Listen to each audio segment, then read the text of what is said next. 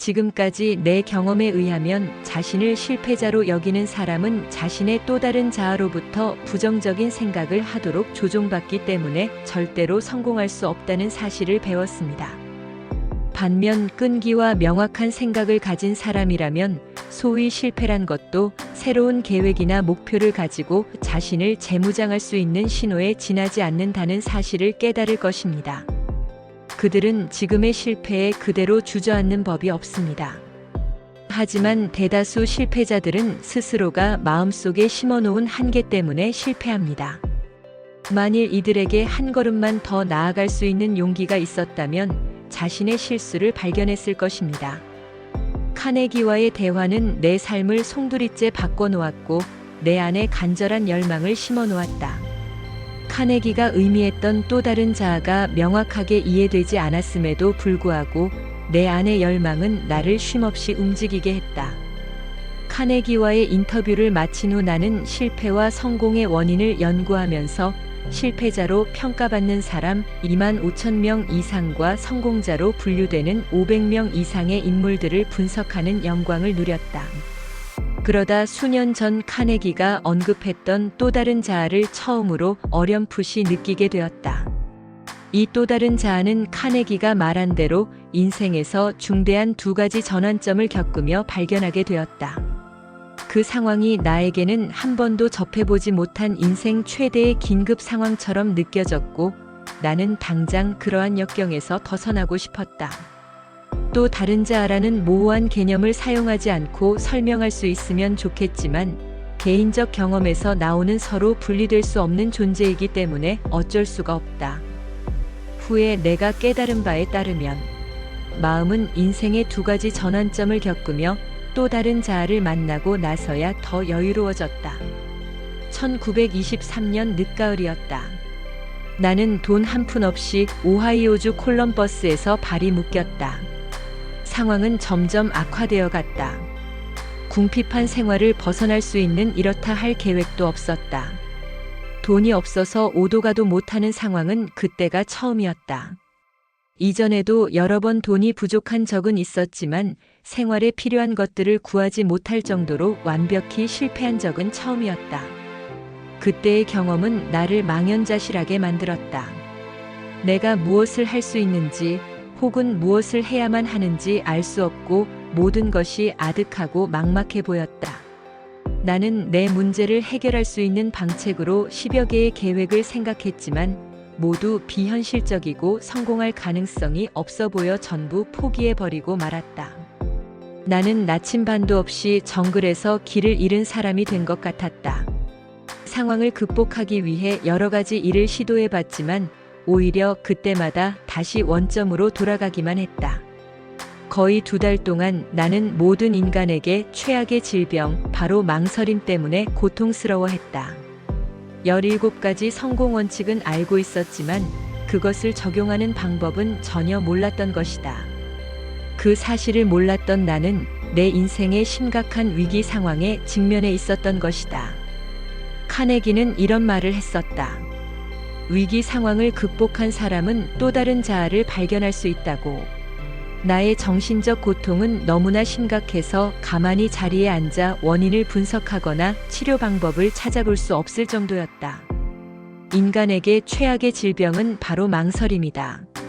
어느 날 오후 내가 처한 역경에서 벗어날 수 있는 방법을 찾다가 분위기를 바꿔보기로 했다. 집을 나가 교회에 있는 광장에 가보기로 했다. 그곳에서는 신선한 공기를 들이마시며 제대로 된 생각을 할 수 있을 것 같았다. 나는 무작정 걷기 시작했다. 그러다 갑자기 정신이 들어 멈춰보니 12km쯤 걸어와 있었다. 나는 마치 그 길의 일부라도 되는 양 잠시 그 자리에 멈춰 서 있었다. 주변의 모든 것들이 이미 어두워져 있었다. 그리고 어떤 에너지의 형태로 상당히 고음으로 울려 퍼지는 시끄러운 소리가 들렸다. 그러자 나의 불안감은 잠잠해졌고 모든 근육의 긴장이 풀렸으며 갑자기 위대한 고요함이 밀려들어왔다. 주변의 모든 것들이 뚜렷해지기 시작했고 알 수 없는 기운 역시 점점 더 뚜렷해졌다. 내가 설명할 수 있는 범위에서 정확하게 표현하자면 생각의 형태로 내게 다가온 그것으로부터 나는 어떤 명령을 받았다. 그 명령은 너무나도 분명하고 명확했기 때문에 오해하고 말고 할 여지가 없었다. 실제로 그것은 카네기의 제안으로 시작했던 성공 철학을 이제는 완성할 시간이 되었다. 지금 당장 집으로 돌아가 너의 마음속에 모아두었던 모든 자료를 원고로 작성하라고 말했다. 나의 또 다른 자아가 깨어난 순간이었다. 잠시 동안 나는 두려움에 떨었다. 지금까지 한 번도 경험하지 못했던 처음 겪는 일이었기 때문이다. 나는 그 길로 돌아서서 집에 도착할 때까지 빠르게 걸었다. 집에 도착하니 성탄절 트리를 꾸미고 있는 이웃집 아이들을 창밖으로 내다보는 나의 어린 새아들이 보였다. 그 순간에야 나는 그날이 성탄절 이브라는 것을 알아차렸다. 게다가 우리 집에는 성탄절 트리조차 없다는 사실을 떠올리고 처음으로 비통한 기분이 들었다. 그러한 사실을 반영이라도 하듯 내 아이들의 실망 가득한 얼굴은 나를 고통스럽게 만들었다.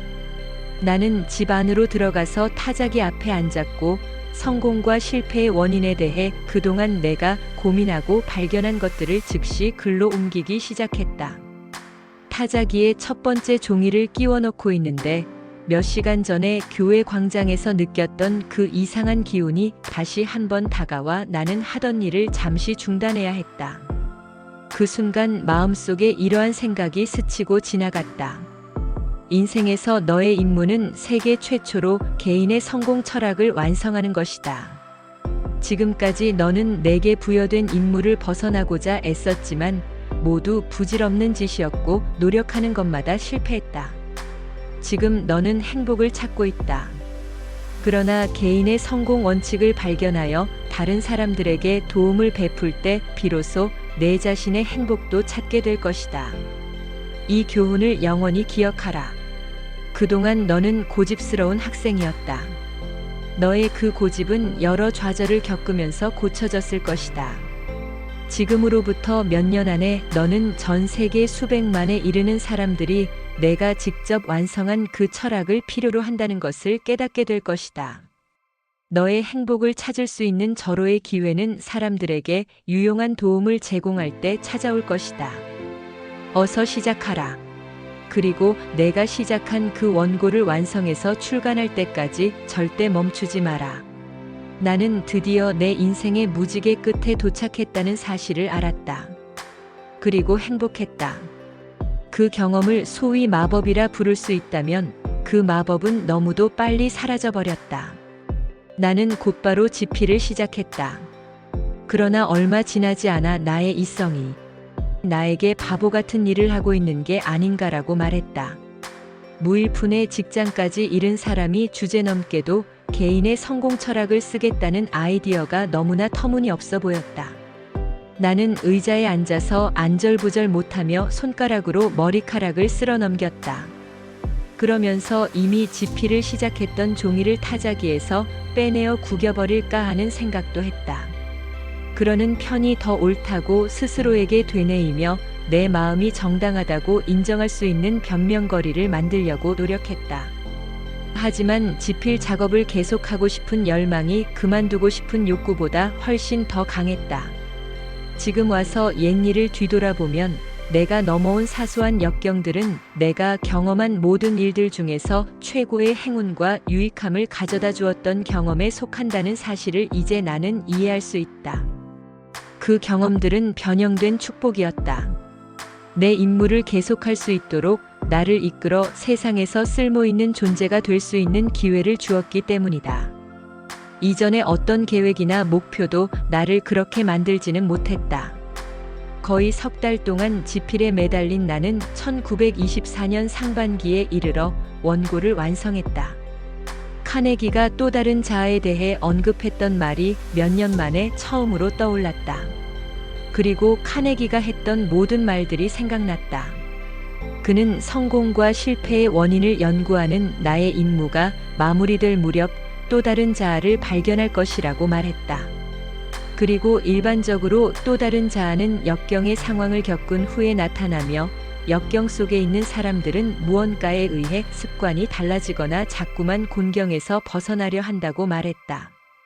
조금 전만 해도 학교 건물을 맴돌고 있었는데 이제 보니 하늘 위를 걷고 있었다. 잠재의식 속에서 내가 만들어 놓은 감옥 속에 갇혀 있던 나 자신이 이제 막 풀려나는 것 같은 기분이었다. 그리고 이토록 험난한 역경의 시간이 또 다른 자아를 발견하는 기회는 물론 다른 사람들에게 효과적이라고 가르쳤던 나의 성공 철학의 타당성을 시험해 보는 기회라는 사실을 깨달았다.